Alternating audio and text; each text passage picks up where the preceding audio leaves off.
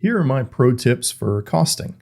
Well, be extra careful around this TCO and ROI minefield. As General Akbar said, it's a trap.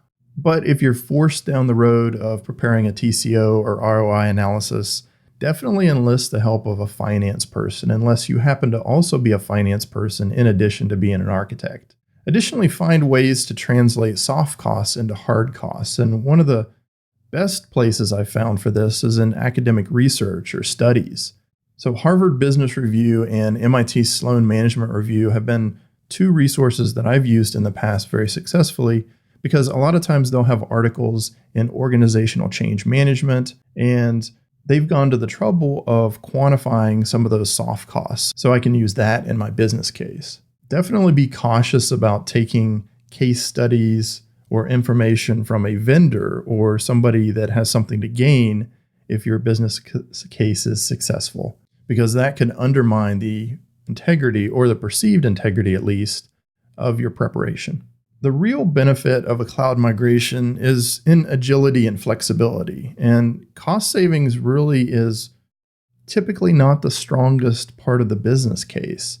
And so don't focus on cost as the sole reason for cloud migration, because you're going to get bit most likely, because when you first go to the cloud, your costs are going to rise because it's something different, it's more complex, it's unusual. Plenty of people will look at that and say, aha, I told you so. The cloud doesn't save any money.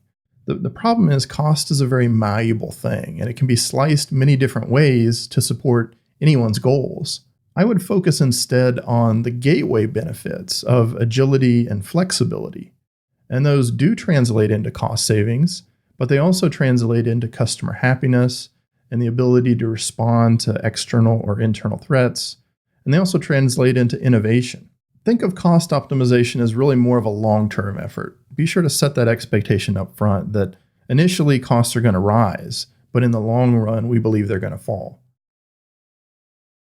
And rather than laying down a bunch of overhead and rules out of the gate, let the team get a feel for AWS and the platform and give them some freedom. But one thing I do insist on is implement a tagging strategy right out of the gate, so that when the time comes to rein in those resources, you have the groundwork laid and the good habits of tagging in place. If you're going to do a pilot project, I would recommend being very aggressive. Try to find something that has some large-scale benefits.